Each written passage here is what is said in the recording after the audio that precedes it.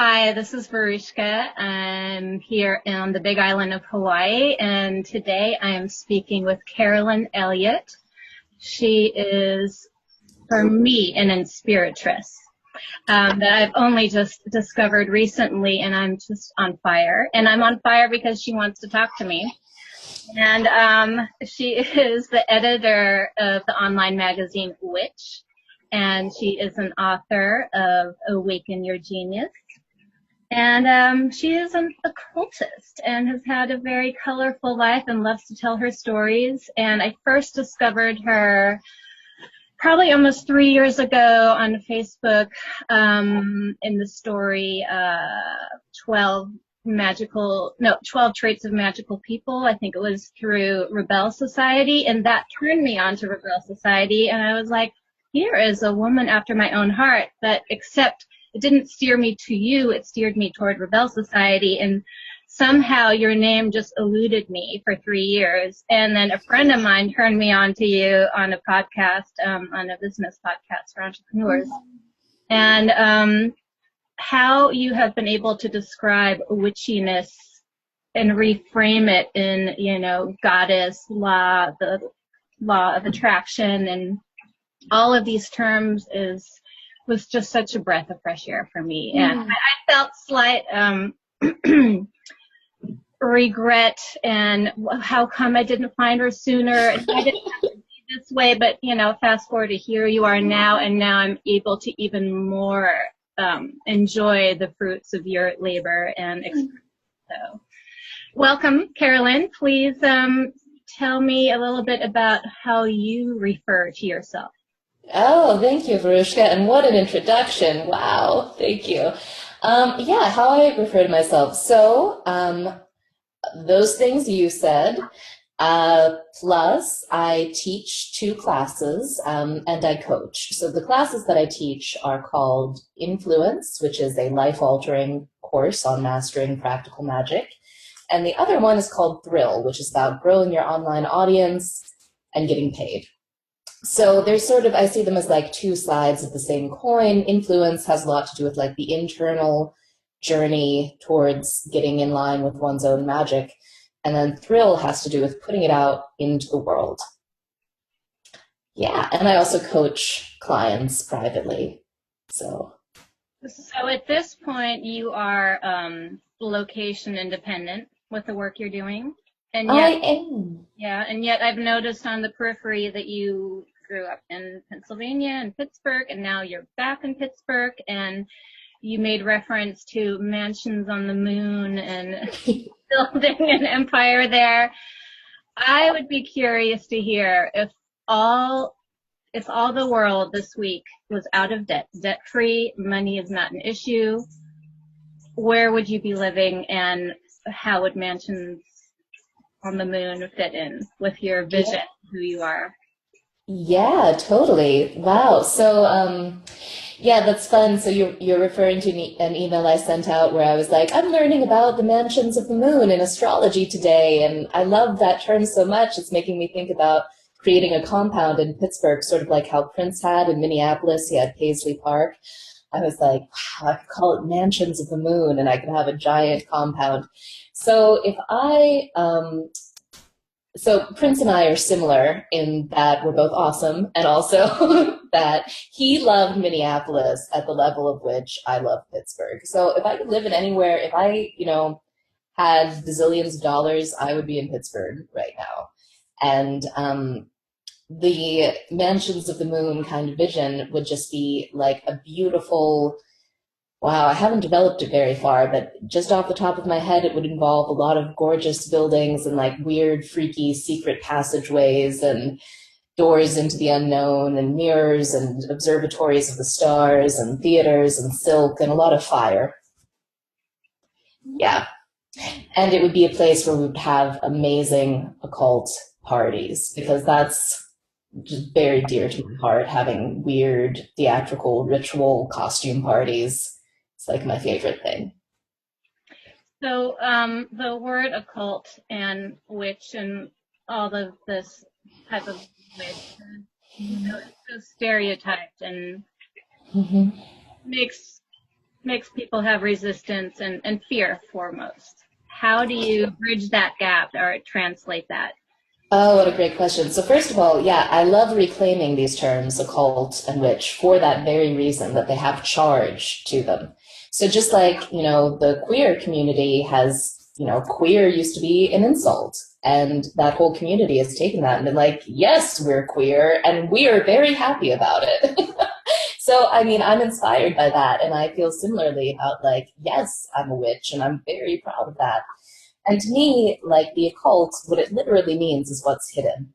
So it means basically what's unconscious, everything that is outside of our conscious awareness, which of course includes, the collective unconscious, all kinds of intense myths and archetypes, includes our personal unconscious, our childhood memories, things we've buried deep in there, lovers we had 10 years ago, and also our precognition, our premonitions of various futures. Everything that we're just, outside of this one little moment is unconscious. So the occult, so here's an interesting thing, which is that basically everybody is an occultist, because everybody works with, memories from the past, visions of the future, especially leaders and entrepreneurs work with visions of the future. And we do what we can with those materials. And so for me, it's important to deliberately claim that title, like I am an occultist, because that helps me remember that it's, how do I say, like, it's an explicit task and it's an ongoing task to work with what's under the surface, because everything that's been in my external experience just has so much to do with what work I've done with what is bubbling underneath. Indeed. See, this is why I love you. It's just, I would love to hear about how magic first showed up in your life as a young girl, and then how you refound it and realized that you can claim this name and expose the truth of it, and reframe it the way that you're doing it. I know for myself, as long as I can remember, I mean, I grew up with Gilligan's Island and Bewitched and Genie in a Bottle, what's her name? Anyway, I was a magical child and very much into dreaming, and every time I threw a penny in a fountain or saw a shooting star, 4 or 5 years old, I wish I could do magic. Magic. And I just pretty much feel like, several decades later, my whole life is only about magic. I don't practice anything per se, and yet it's unexplainable, the synchronicities you refer to. How could I plan that I have a witch on my show on Friday the 13th? It's not available. It's kind of like the things expose themselves in arrears, where I'm like, I can't believe it. Couldn't even plan the perfection of it, in the stream of life. And I pretty much feel like Samantha and Bewitched in a way that I'm pretending to look normal, but now it's just like the veils are so thin you can't hide it anymore. It's a different time where you can't help but wear who you are, what you feel, what you experience on your sleeve. So how did that show up for you? Yes, totally. So I loved what you shared about like that wish that you had, that you were always putting out there, and that awareness that you had as a child. And I think that all of us have that awareness of magic as children. For me, I specifically did a lot of astral flying and lucid dreaming as a child. And I was really, really into leading I would have little sleepovers at my house. And I would end up taking the other girls onto these like deep internal journeys. We would go on like long hikes in the middle of streams. Creek hiking is the thing in Pennsylvania. And I would have this whole story, this whole mythic narrative with it. And then we would do like the Ouija board and tarot cards and everything like that. And basically from a very early age, I had a calling to lead people to get in touch with the mythic dimensions of themselves, the magical dimensions of themselves, and activate those for their purposes of their healing. I was doing healing work as a 9-year-old, and it's like it was just the only thing I wanted to do. I also had some pretty strange influences in my life. My father was a hippie, in San Francisco, and he eventually, by a strange set of circumstances, ended up in Pittsburgh and met my mom, who was the daughter of an electrical union worker and very working class Pittsburgh. But my father never met a cult that he didn't like, basically. He was in every single one. He narrowly avoided I have such a funny story. Can I tell a funny story real quick? Okay, so my father got kicked out of something called the University of the Ascended Masters, which was led by Elizabeth Clare Prophet. And I was like, Dad, why'd you get kicked out? And he was like, well, they caught me eating chocolate ice cream and peanut butter way too many times, and I was supposed to be on a macrobiotic diet, and I just couldn't stick with it. So then I was out on the streets in San Francisco, and he got involved with the Church of the Unification Brotherhood, which was moving a bunch of people to Guyana. And they were like, hey, Sonny, my dad's name is Sonny. They were like, Sonny, come with us to Guyana. We're going to start this beautiful community of racial harmony. And my dad was like, that sounds great. Packed his bags, was all ready. And then he was like, wait, guys, is it going to be okay if I eat chocolate ice cream and peanut butter in Guyana? And they were like, no, Sonny, there's no refrigeration. We're going to be having an organic farm. You need to forget about that. And he was like, guys, I don't think I want to go. And he didn't go, and that was Jonestown. I saw that documentary not too long ago, so thankfully here you are. Would you have not been here otherwise? Exactly, except for my father's love of chocolate ice cream. Hallelujah. Hallelujah. So my father is sort of an esoteric Forrest Gump in some ways. He just sort of stumbled in and out of these strange situations. And so growing up, he brought me to every cult that could be found in Pittsburgh. So actually, when I was 11 years old, I was a Vestal Virgin in a storefront Rosicrucian temple across the street from a grocery store in a broken down steel town called Carnegie. They used to dress me up in white polyester robes and say, you are the channel of Thoth. And then I would have to do this invocation to Thoth. And then I would have to swing the censer in the temple. And I had no idea what was happening, but I was the channel of Thoth. And what's funny about that is I still kind of am the channel of Thoth. Thoth was the Egyptian god of truth and expression. So it's weird. It's pretty neat. Okay. Here we are landing in a moment of synchronicity because I can't believe it. Were you also a Cologne? Were you in the Rosicrucian? I've never even heard of that. Okay. Pretty fascinating, and that puts you in a league of your own with that kind of background. I mean, I've got interesting stories, but not in a window display. But I did re-find this necklace my dad gave me when I was 11. That's Egyptian, of the god Thoth. He collected ancient art, Egyptian art, and I had lost it over the years, and he told me back then it's 500 years old, it's a sacred god. And last September in Austin, I was emptying my storage, and after a grueling week of going through everything on 100-degree heat, the last little box I opened, the Thoth necklace, spilt out. Wow. It was alchemy. It was not, I don't know how it got where it got, and was the last item I found. And I just picked it up upstairs. It came back to me. I got to show it to my dad. He couldn't believe it. He said it's 2,000 years old. And I had picked it up the other day, and I wondered, does this really have anything to do with the now? That I have this item? Is this good for me? Is this a curse? How does superstition meet empowerment?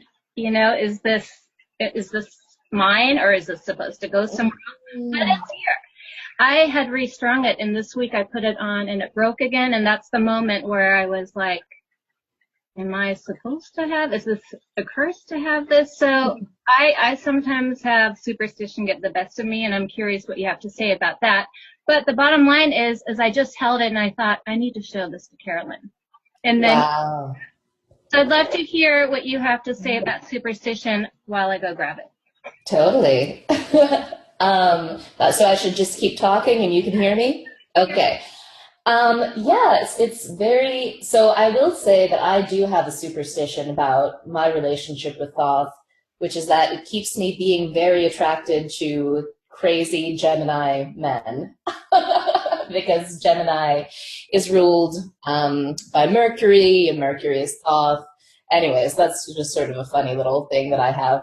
I'm actually very low on superstitions for being a witch, and mostly because I'm very acutely aware how people can turn a magical worldview, which is, the notion of as above, so below, as within, so without, into a kind of paranoia. It's very easy to turn that into paranoia. And I actually love Rob Bresney's whole big idea about pronoia, about the belief that everything is happening for you rather than against you. So maybe the fact that your necklace broke just means that the necklace wants to be displayed on your altar rather than around your neck. Yeah. Let's see if this works. Oh my goodness, how amazing. Wow. Viewing the world for the first time, actually. I mean, in that respect. But yeah, I agree with you. I think it's a muscle that we all need to train, to retrain. That when we're catching the boogeyman's coming now, and 7 years of bad luck or all of that, it's about the reframing and refinding. Okay, I'm going to have to keep going down this path. Do I want to choose it to be this heavy load or this incredible opportunity? Mm-hmm. So keep going. I feel like I hijacked your story since Thoth, so I'd like to hear a little more about that. Oh, yeah, Thoth. So as I was hanging around the Rosicrucian temple, they had a little library, and sometimes when my dad was like in business meetings with the other weirdos, I would sit in the library, and they had like wonderful books in there. And one of the books, I read it almost entirely the way through. I just thought it was so cool because the whole thing rhymed. It was a weird story about a guy who sold his soul to a demon in order to have all knowledge and all power, and there was a black dog involved. I remember the story so vividly, and it made such a big impression on me about the seeking out of knowledge and journeys into other dimensions. I later realized, years later, that it was a translation of Goethe's Faust, which I had read. So the Faust story has kind of a fun, magical resonance throughout my life. And there were just a lot of other things. So once my dad got kicked out of the Rosicrucians for being too annoying, which he is, he's a sweetheart and he's also super annoying.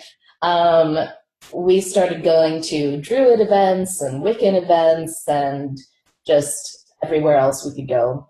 So I've had really a very broad-based exposure to all things esoteric, and he would always buy me books like the Gnostic Gospels and just everything. And at the same time, my mother would wake me up in the morning and make me go to Catholic church. So yeah, exactly. Were they divorced? So it was No, they're together. They're still together.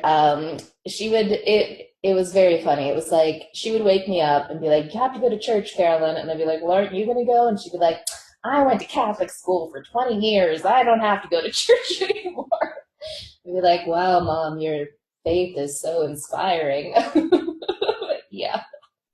So that was just to make sure that you had your bases covered?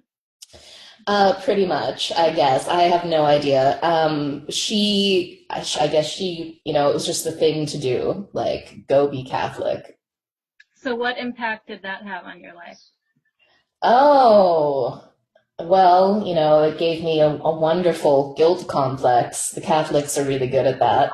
Lots of inhibitions about my sexuality. That was awesome. But it also gave me, to this day, I am so into Jesus. Okay, imagine in your mind, the most dorky, impossible Jesus freak evangelist you could possibly envision. I am that bad. I am a giant enthusiast. Of course, I see Jesus as being the ultimate queer witch, as just You mentioned that That's just amazing. I mean, you are redelivering, a truth that's very tasty. Yeah, I mean, why else did they crucify him? He was a witch. That's what you do with witches. Burn them, crucify them. Yeah. Well, Yeah. that's on my list of questions of what your relationship is with Mother Mary and Mary Magdalene. Because Hmm. I didn't grow up with a religious bone in my body. It wasn't hanging over my head. I always felt like an alien when I was around churches. I didn't have any history with it. And yet every answer I'm getting this year is Mother Mary and Mary Magdalene. And it's beautiful. It's balm to my heart, and it's so powerful and potent. So I'm wondering how that translates for you in the witchy department. Totally. So, I don't have an explicit devotional relationship so much with the Virgin Mary, but I do think about. I mean, I think a lot. Like lately, I've been reflecting on the ways in which one of the names of the Virgin Mary is the Mater Dolorosa, right, from the Latin, the sad mother. And I think there's one way that she really represents just sort of the sadness of the feminine, the sad part of like being so aware that all that's born must die, and the kind of just the weight of that. And I also think a lot about like the whole idea of being virgin and how it has, when the ancient Greeks talked about it, it meant a woman who was like self-fertilizing, self-activating, like dependent on no man because she had her own relationship with her divine energy.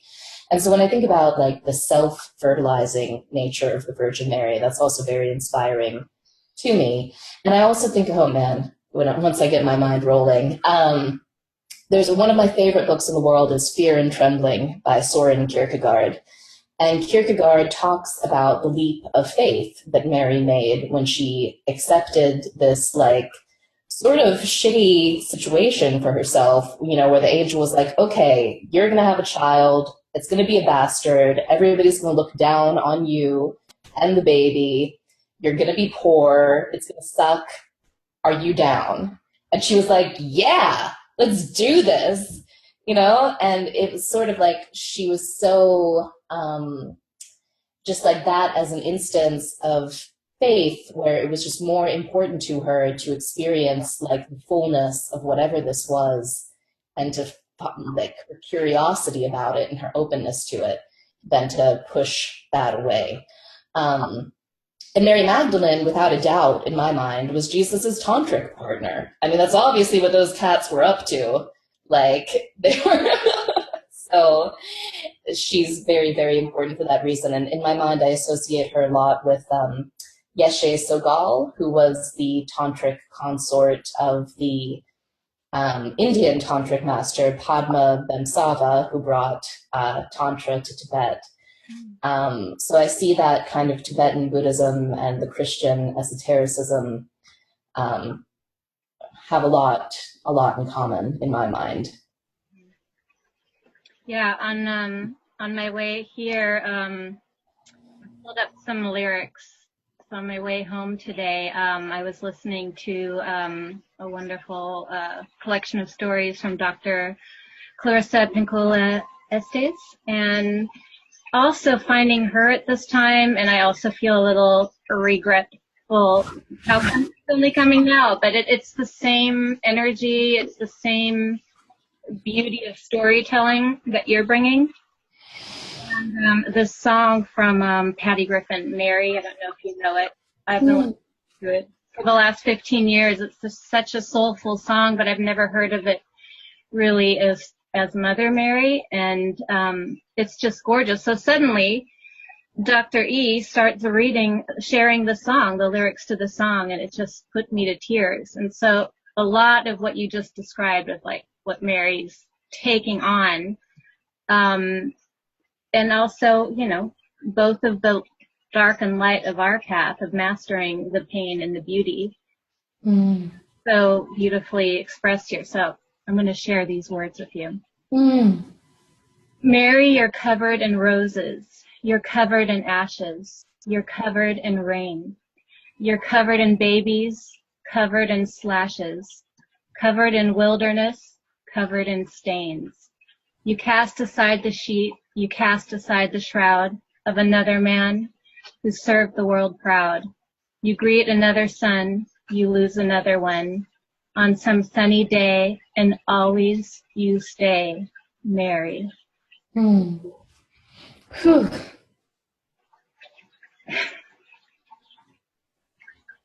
And, you know, you sometimes hear things so new and it just opens up new dimensions inside of you. Totally. And what a beautiful set of lyrics that is. It's, wow. I've never heard them. I've been listening to that song for 15 years. Today was the first time I heard the lyrics. Just like get revealed to you like a message, whatever the muse wants to come through. So what are your muses right now? Who are your muses when you're down or up against the wall? Oh, wow. Well, Leonard Cohen has always been a great favorite of mine. Speaking of religious kind of lyrics, that song Suzanne is one of my all-time favorites. Well, of course, Beyonce. Oh my God, she is like, what? Like, you know, her recent Lemonade and Formation, bringing like such a level of like magic and witchery to like she's at the top of the charts in every country in the world. Like that's a gigantic triumph. I'm so inspired by that. So inspired also by just by the album itself and the music. Muses. I am very, very, right now I'm in the midst of a dream project. So I was remembering and reflecting upon my lucid dream experiences as a child, and I was like, you know what? I want to make that top priority again. Like, I want to get into lucid dreaming and dream yoga, because I truly believe, like, on an intellectual level, it's very clear to me that this world that we're in is just a different sort of dream. It's a little bit slower and heavier, but it's exactly the same substance as our nighttime dreams. So to me, like, there's just a continuum of lucidity, and that's actually what magic is all about. It's about realizing the non-dual nature of reality, the dreamlike nature, and becoming lucid, both in nighttime dreams and the waking dreams. So nighttime dreams are much easier to become lucid in than the waking dream. So I figure, okay, start there. So I've been doing that, and that's been a source of great inspiration and a great muse to me. So I've been drinking mugwort tea and valerian tea every night and setting these intentions to dream lucidly. And I had my first lucid dream just the other night, and I was flying all around the house. It was wonderful. And I'm also very interested in mutual lucid dreaming, so in meeting people in the dream space. And I've begun to have some success with those sorts of experiments. So that's also, there's a website of people who are already doing this. I think it's called like Dream Share something, or if you search for mutual lucid dreaming, you start finding all sorts of information about it. And it's fascinating. And how is this inspiring you? It's an experimentation. Well, it's inspiring my art. Like, I'm working on a novel right now that has to do with mutual shared dreaming, and it's inspiring my spiritual work, and it's inspiring a very secret project that I'm working on that's so secret I can't even say anything about it. I just love that you're bringing this up, because synchronistically, Dr. Estes was just in the part that I was reading this week, speaking about dreams and just saying that the amount of dreams we have every night, we can't make this stuff up on this plane. Like, all the wild things that are happening. And she was just really encouraging to write this, that this is the art, that what we're dreaming about is the art, and to really pay attention and start, what does that look like if you start expressing it onto paper or into writing, or that where is that coming from? It's just such a simple signpost. It is the magic box, It totally is. And that work of like writing it down or acting it out or creating art or ritual based upon what we've received in dreams, like that's such a key part of magic, of the work of uniting the unconscious with the conscious. It's like the golden gateway right there. So yeah, I love that. I love that she's talking about that, and it's sort of, there's something on the tip of my tongue, but it's not coming out, about dreams. Well, yeah, just basically that it is a well of creativity. Oh, I know. A friend of mine told me once, he was like, what most people fail to realize is that at least a quarter of human history has happened in the dream world. Like, it's as much a part of the history of the world as anything else. And something that I found really interesting since I started reflecting upon that is that I've noticed that my dreams will very directly reflect like whatever is happening astrologically.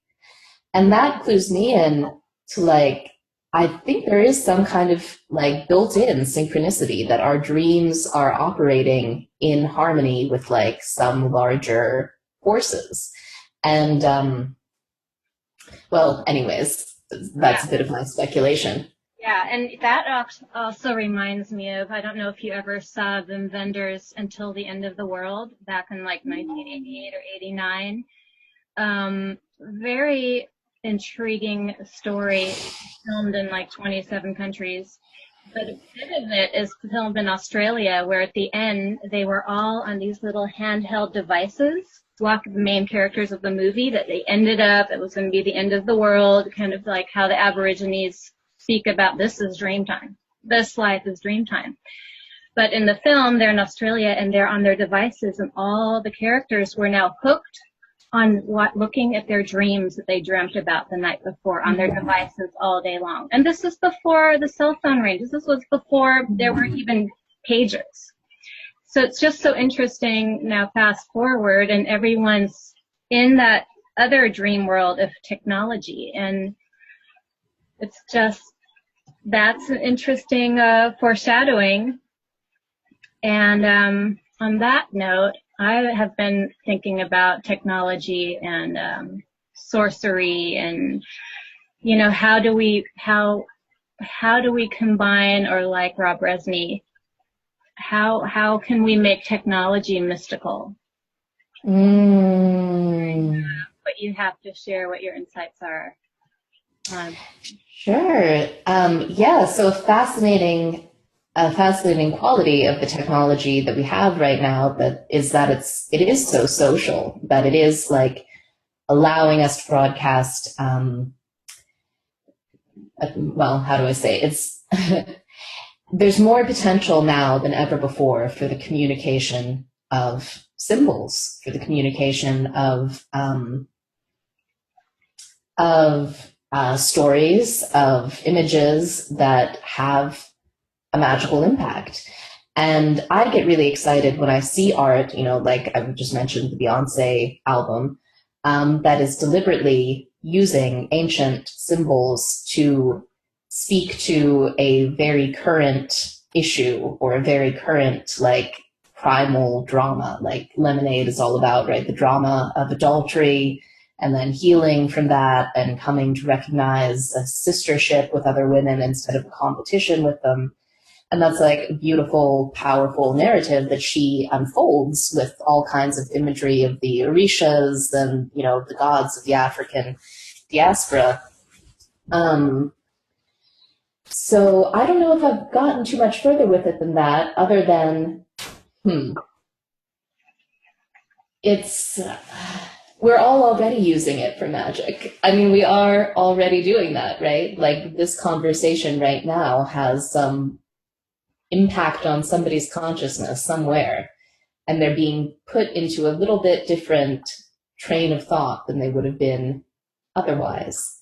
And just even a minute shift like that eventually can produce a huge result.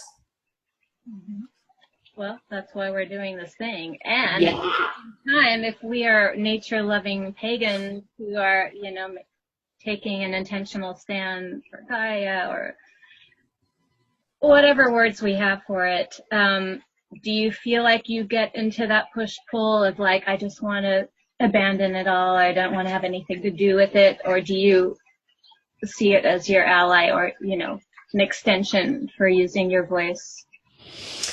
Yeah, good question. So I would definitely fall into the latter part of the spectrum. Like, to me, like, I understand the kind of the wish to go into some sort of idyllic, like, retirement away from the world. But to me, I also think that that's just irresponsible. Like, we are all implicated in the earth being as messed up as it is right now.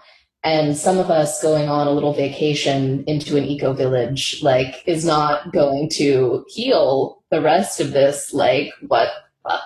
So staying connected and staying part of the conversation and doing, my part to shift things for the better is really important to me. And it's really important to me to not have the fantasy that it's possible to absolve myself from the clusterfuck that is modern society. Like, my hands are bloody. Like, I'm using an Apple computer built by enslaved children in China. Like, I don't like to sugarcoat that. And I also don't like to, I just think it's important just to hold that awareness and that paradox and to live within it rather than trying to escape. Mm-hmm.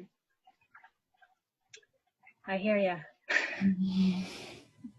It is, and I think a lot of what we're figuring out these days it is about the paradox.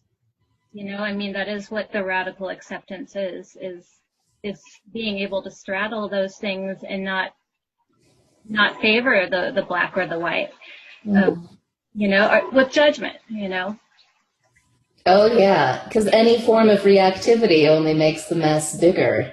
Exactly. It's like only in living on that razor's edge of the paradox do we have any freedom at all. Mm-hmm.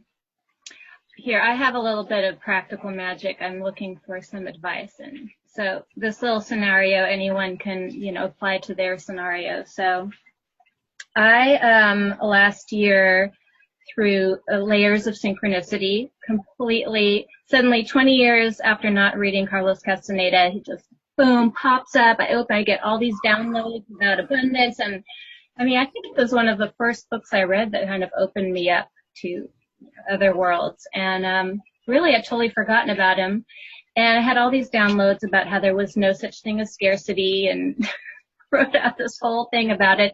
The very next day, a friend calls me and she's like, I'm on a boat to the Bahamas. I just met the son of Carlos Castaneda, this MLM, and millions of dollars. And I was like, oh my God, this is just like, boom, another avenue. And so the way that it auspiciously lined up and the timing of it, I was like, well, it's clearly a sign to join this awesome company. And it just was a side thing, not to put all my eggs in one basket. But yet, it's been almost a year. I didn't do anything with it. And there's still this lag. Like, I'm still, I'm not getting my money back. They didn't refund me with the product, And I'm being affected by it. Like, this is unfair. This was a bad choice. Or why are they so out of integrity? And what do I do to get my rights back? Or just despair. And I'm just noticing, why is it being drawn out? Like, every 2 or 3 months, it pops back up. Like, the thing is not over with. It was just something I dabbled in, wasn't a big deal, even though I don't understand why all those signs came together and I made it mean something. But it didn't mean anything, but instead it's been a complete pain in the ass. And still not getting justice for me. In the practical magic world, what do I write them? How do I put my energy to feel some sense of completion? Beautiful question. So I have one observation and then sort of an answer. So observation number one, I've found in my life that some of the most beautiful, magical, amazing, irresistible synchronicities are tricksters. They're the trickster playing with me. And so I don't say that for anybody listening to be like, oh, I should definitely avoid doing anything that seems like a synchronous path. That's not what I'm saying. I'm saying, like, no, you should go for it. Like, see what's there, see what you find. It's leading you to discover something. It leads me to discover something about myself. So here you are. You're feeling the touch of the trickster. And let me just interject a side note. During this whole time, I've been out of debt. I wasn't motivated by a need. I wasn't in need. So this was a whole new thing in my life that I wasn't actually acting out of, oh, this is going to save me. Or this is going to. So that was a different nuance too, that I was already just feeling on top of the world. And so I wasn't even coming from scarcity. So that's another little layer of like, I still feel like it's so unjust. So. Awesome. So then the second part, so for me, all practical magic really begins with a process that I like to call existential kink. So existential kink is a form of shadow work. And what it's about is about finding the part of me that absolutely loves and gets off on so hard whatever the thing is in my life that I think that I don't like. Injustice, depression, anxiety, scarcity, anything that I'm averse to at all. So my advice to you would be like, find the part in yourself that really, really enjoys being the victim of injustice. Like, what is so hot about that? Yeah, I hear you. And what's the exquisite pleasure? The pleasure in there that is like so exquisite that it's like, it's almost shameful. Like, it is shameful, which is why we repress it. But it's not really shameful, but we learn to shame. But so there's an exquisite, overwhelming pleasure in there somewhere.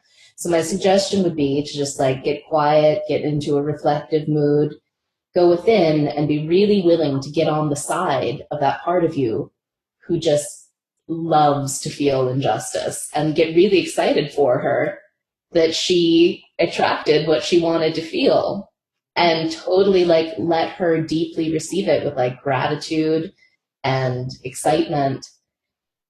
And that tends to, what it tends to do is give the desire, because we all have these unconscious desires, these unconscious like trickster desires that generate these experiences for us. And the thing is most people never evolve their desire because they're too busy shaming it, too busy saying like, ooh, I don't want injustice. Why would I want that? That's horrible. No, not me. And as long as we do that, it's like the desire doesn't get to evolve. But the minute that we stop shaming it and get on its side, it feels love. That part of us feels loved. And then it usually wants something else. Mm-hmm. Yeah, I've had that journey with anger, so I hear what you're saying. And I think it's just very interesting because we're all going through that in whatever, especially monetary things, our survival, life, first chakra. So, I know that this topic applies to everyone. And in the aftermath of that, then how does one get into the interacting then again with that source, with the perpetrator?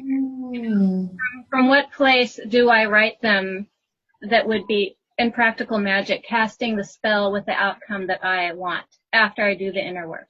I'm curious, what would you do? Yeah, I'm curious too. What would I do? Well, after I had been able to find the part of me that was like so excited and so grateful and so like orgasmically into this experience of injustice, then maybe writing to them and just being like, I am just having the best time with you guys. What's up? Would you like to give me my money back? Because I think that would be cool. How about you do that? Mm-hmm. Can always try it. You can always try. Um, so I think it's so fascinating what you were sharing about your dad and especially and the contrast with your mother. So where is your dad at now? Is he has he found his path or his place? So my dad is very into something that almost nobody has ever heard of, which is called Gurdjieff, the work of Gurdjieff. Does that name ring a bell for you? It does? Okay, awesome. Yeah, so my Remarkable Men. That's a good yes, one. Mm-hmm. yes. So my father's brother, actually, my uncle and my aunt live in Northern California, and they lived in a Gurdjieff compound all throughout the 60s and 70s. So my father sort of got into it with my uncle, and my father now like goes and hangs out with Bill Murray in the woods on weekends and builds cabins because they're all about like physical labor. Like the Gurdjieffians are like build some stuff, and Bill Murray happens to be involved in that, which I think is kind of endlessly funny. No wonder. Yes, yes. I mean, of course, if you watch Bill Murray's movies, there's like very deep spiritual intensity in almost all of them. But yeah, so the Gurdjieff work is all about self-remembering and coming to awareness of who one truly is. Can I tell you something a little bit funny about this? So you know that like Gurdjieff isn't wildly popular, right? He's not like a household name. Okay. So two of the men that in my life that I've seriously dated, who are both like my age, I found out that my father had met them before I had met them because they were part of his Gurdjieff study group. Yeah. And I was just like, and he used to invite me to his Gurdjieff study group, and I would be like, no, not, I want to go to another one of your weird things, Dad. And I was like, Dad, if you had told me there were all kinds of like hot guys at your Gurdjieff study group, I probably would have gone. But anyways, I mean, so like I just found that to be really funny in that like I seem to be on this wavelength where I have these karmic kind of encounters with the work of Gurdjieff through my father, through these men. It's sort of, it's a little bit like, what did I do to deserve this? You mean you're not over it yet? I think I might be over it. I'm dating somebody right now who seems to have never heard of Gurdjieff. Awesome. but yeah, it's interesting. It's all very interesting. Very interesting. Well, on that note, I wanted to also bridge, this influence with your father and his open quest, which I totally admire that he's been such a pioneer. And, you should be interested what he's interested in because it's brought you quite a bit. I am. And I feel a lot of gratitude. I have a pretty complex relationship with my father, but I do feel a lot of gratitude for all of the things that he showed me. Yeah. So on that note, I'm curious where you stand with invoking more of the divine masculine to rise. I've had this hashtag and this internal movement of divine masculine rising, of us healing our inner yin and yang, coming back into balance with our own ancestral stories and wounds and things we've taken on from both sides. And from that place, from that balanced place, being able to set the stage to welcome the divine masculine to rise. I'm Beautiful. How that's showing up for you and how you're weaving your missions around that energy or dynamic. Mm-hmm. Totally. Well, first, I just want to say, like, I love that you're doing that. It's so, so important. And in many times, I think that in a way, like, men have suffered more within patriarchy than anybody else.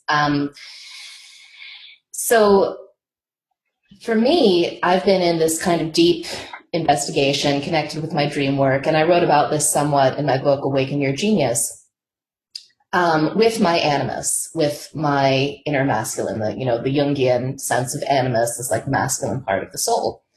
And there's this figure that's like a recurring figure in my dreams. And my relationship with him has been really intense and really inspiring in many ways, but like very adversarial. And recently I realized that actually the dictionary definition of animus, if you just look it up in any old dictionary, says a feeling of hatred or ill will. And so I began to realize that for me, I don't know if this is true of everybody, but I know that it's true for me. my animus, my internal masculine, has a lot to do with like my hatred, my ill will, my resentment, my self-pity, my self-resentment, everything like that. And what I've noticed is that the more work that I've done, like through this existential kink type work that I just described to you, through like letting go of my resentments and my grievances, because I have so many. Oh my God. So many. Yes. So as I let go of them, my dreams of my animus have changed. And now they're like really mellow. They're like, we just hang out and talk, where before there used to be like life and death battles. And I'm now having a relationship with the man that I'm dating for the first time, which seems to be like a pretty mellow relationship instead of like some sort of Wagnerian opera of like, you know, codependent mindfuckery. So that's you're graduating. Yeah. I'm graduating. Please, Yeah, I hope so. it's different and you're still interested. Yes. Exactly.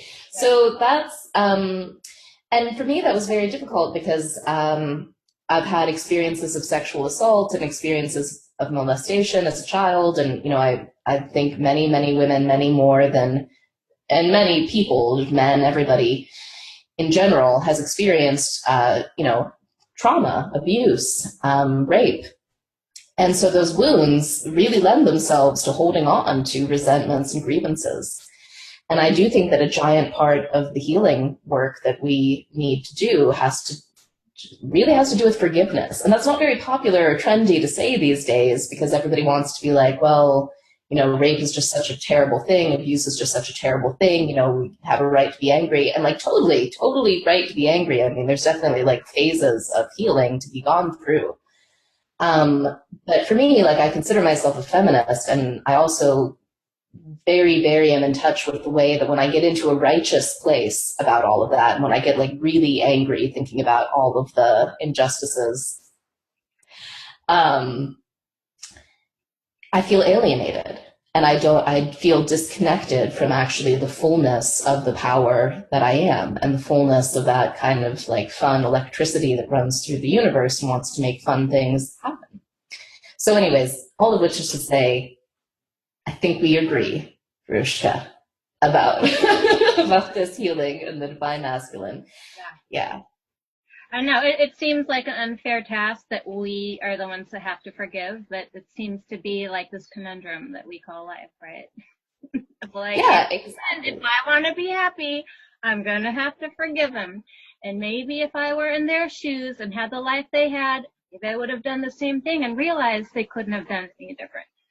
But, you know, it takes a lot of unraveling to get to that point of like, they know not what they do, you know. And Absolutely.